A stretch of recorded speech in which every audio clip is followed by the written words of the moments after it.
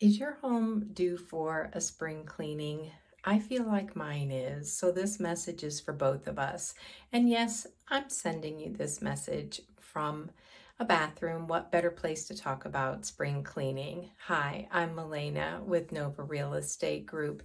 One of my favorite takeaways from my recent blog post that I shared on simple tactics for keeping your home clean and organized throughout the year is to put cleaning products on every floor of the house. That way, when you need a duster or you need a microfiber to clean up a mirror or spots on the sink or whatever it might be, then you have it handy. You don't have to go find it, spend an hour trying to clean the entire bathroom.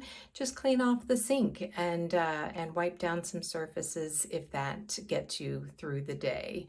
Uh, I hope this tip and others in my blog posts are helpful to you, but if you need any referrals for home cleaners, organizers, any of those home service providers, let me know. Put a message down below, give me a call. I'm happy to help, and we all need to help each other get through the cleaning and organizing that are just a part of daily life.